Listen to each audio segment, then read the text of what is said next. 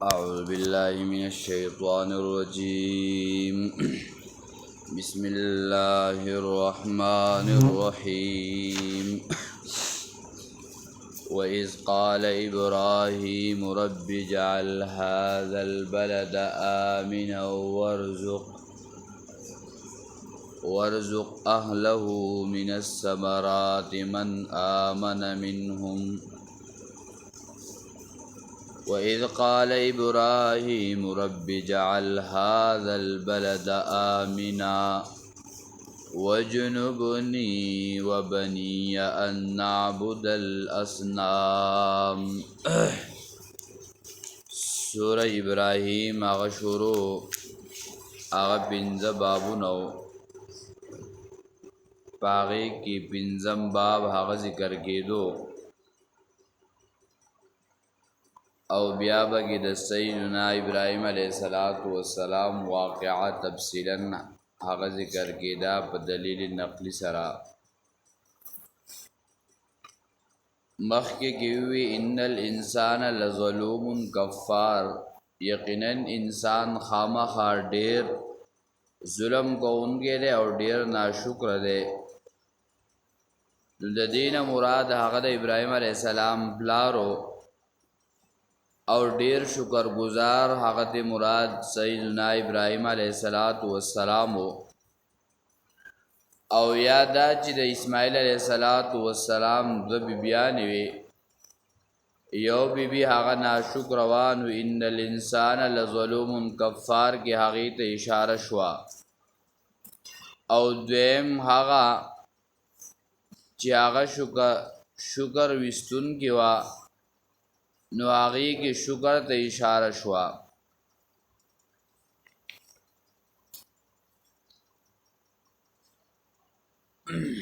وَإِذْ قَالَ إِبْرَاهِيمُ رَبِّ اجْعَلْ هَذَا الْبَلَدَ آمِنًا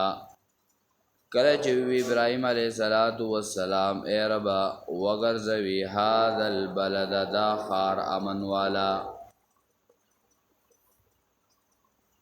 نو دلته ابراهیم علیه السلام هغه سو خبرې تذکرہ دا یو سو مقاصد ذکر کړی دي یو خو ابراهیم علیه السلام دعا کړی و د خار د پاره او دویم وجنبنی وبنی ان نعبد الاصنام چې الله ما او زما زامن هغه د غیر الله د بندګۍ نه بچ کې او درېمه دعا عموما کړی و الله د شرک نه هر هغه چا د بار چې هغه شرک نه بچ شي یعنی د شرک نه شي هغه بچ شي او سورم د اهل عیال د بار دعا کړی وا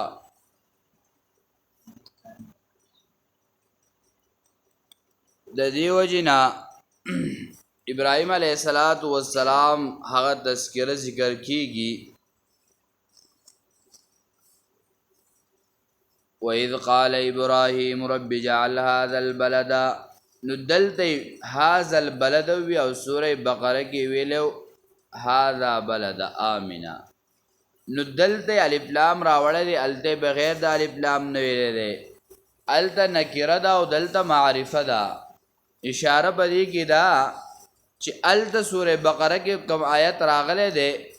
الته د غزه آباد شوه نو د آبادی نه مخکې د ابراهیم علیه السلام دعا نقل کړي او دلته پس د ابراهیم علیه السلام چې کله خار آباد شوه د بیا ابراهیم علیه السلام دعا کړي دا هاذا البلد آمنا دا خار امن والا وګرځي پدې کې دې ته اشاره ده اسلام هغه امن پسند دی اسلام امن خوخی اسلام هغه امن واړي چې امن راشي انسان په سکون او اطمینان باندې وي د دې وجنه ابراهیم علیه السلام دعا ول سوکړه الله دا خار کې امن راولي او چې کم ځای کې امني ال د ټول خلق په اطمینان او په سکوني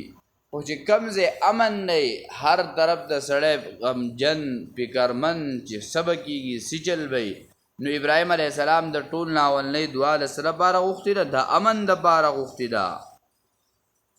وجنبني وبني ان نعبد الاصنام پړړ وساتې ما او زامن زما نو دویمه دعای د اولاد د پاره کړی دا معرف القرآن او تفسیر کبیر کې ذکر کړی دي چې ابراهیم علیه السلام خو شرک نه کو د شرک نه پاکو خو بدی کې دی خبرې ته اشاره ده چې دا غډیر خوب د لاسه دا خبره کړی دا چې الله ما د همیشه د پاره د شرک نه وساتي وبنیه او بدی کې اشاره ده هغه زامنو سلبی ته چې کم د هغه د صلب نه پیدا شیو هغه علما ذکر کوي چې دا 15 بچی د ابراهیم علیه السلام ول دوه هغه عام دي او هغه معلوم دي درې هغه بچی ول چې هغه بزرگان ول بلکې انبیا نه ول یو مدین یو مدائن یو قیدار دا بزرگان ول خو انبیا نه ول نو ځکه ابراهیم علیه السلام وای وجنبنی وبنیا پډړ وساتي ماو زامن زما نو بدی کې دې ته اشاره ده چې دعا کول پکار دي د ځان د پارم د خپل اولاد د پاره هم دعا پکار ده چې صرف سړی وای ځان د پاره هر ټیم لګیای بس متقی شو پرهیزګار نه کنا اولاد د پارم دا تعلیم موږ ته د ابراهیم علیه السلام د دعا نه معلومیږي چې ځان لپاره هم دعا کړی دا خود ځان سره سره د بچو د پاره هم دعا کړی دا الله مونږ وساتي همیشه د پاره زامن زمونږه نو انسان به دعا کوي چې د پرهیزګار متقی جوړ شي نو د بخپل هم پرهیزګاری طرف ته هغه رجوع کوي د اولاد د پاره به هم دعا غواړي چې اولاد زما هم څه شي پرهیزګار شي نیکان شي صالحان شي دعا به د الله نه کوي وبنی ان نعبد الاسلام بندګۍ د غیر الله نه الله ما پډړ وساتي همیشه او زما زامن د بندګۍ د غیر الله نه نو اسنام ستوي نو پدې کې شیخ عبدالقادر جیلانی رحمه الله فتح الربانی 145 سبق ذکر کړي اسنام هر هغه سیس ته ویل کېږي چې هغه د الله نه ما سوا هغه وی او پای کې سړی مشغوله کېږي او حدیث کې راځي چې په کم کور باندې لباز تصویر موجود وي دغه کور د پرشتي نه داخليږي شیخ د شابور رحمه الله ذکر کول وی چې کله ما یو کس ته وی چې ستا په کور باندې دا تصویر لګېدل او دا لري که ستا کور ته د رحمت پرشتي نه راځي وی هغه ما ته وی چې دا زمونږ د استاد د خلی قولو چې زماله دا پرشتي سپي کوي ما ورته وی چې پرشتي د رحمت ناراضي خو پرشتي د عذاب ستا په کور کې دنه موجود دي زګه کور دی د کور د عذاب نه د پرشتي لري کول چې د کور نه تصویر ختمول او د کور نه تصویر لري کول نو بدی کې دې ته اشاره شو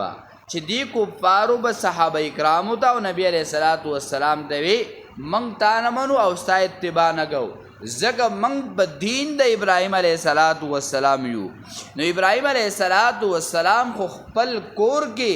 بت نه پرې خودو بلکې تاسو خو په عبادت خانو کې بوتان ګرځولې دي هغه د خپل پلار سره په دې مناظره کوي بحث مباحثه کوي او تا راوړې دي په خپل عبادت خانه کې دي بوتان خودي دي او 360 بوتان دي چې دا د دیزي موار دی او دا د دیزي موار دی نو تاسو څنګه ابراهیمی یې ابراهیم علیه السلام خو په خپل کور کې بت نه پرې خودو او د خپل پلار سره بایکاټ کړو او تا پس رکی او په کور کې دی بت جوړ کړي په خپل عبادت خانه کې نو ان نعبد الاصنام د بندګۍ د غیر الله نه بیا ذکر کوي امام راغب رحم الله په 504 سبق چې دا اسنام درې معنی دي یو د ګټو او د ونو د لرګو بوتان دي دریم هغه بوت دی چې ما سوا د الله نه تداغه بندګي کې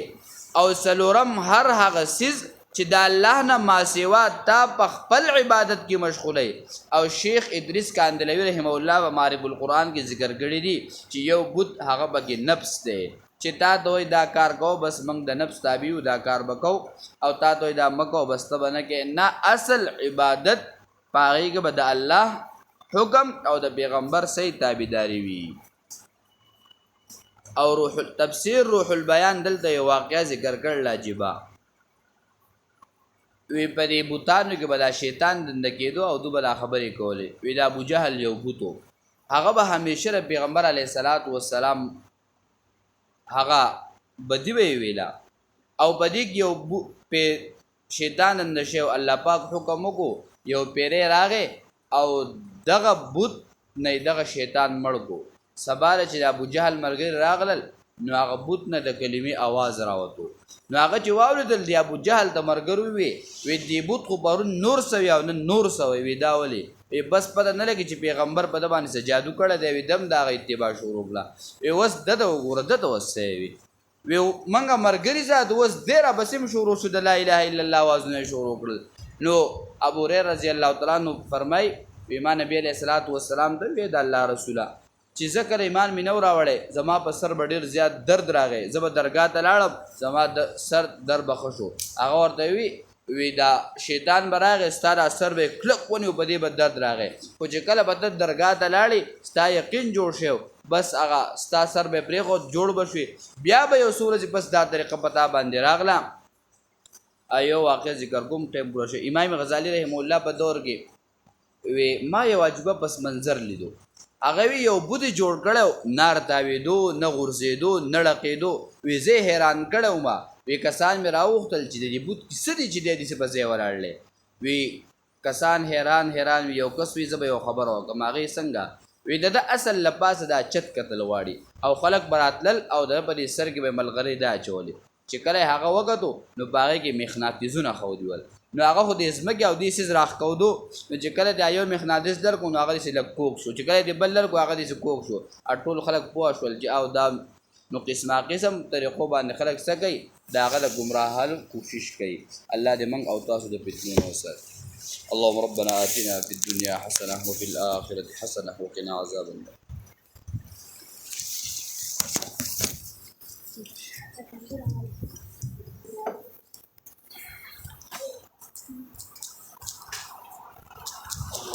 Allah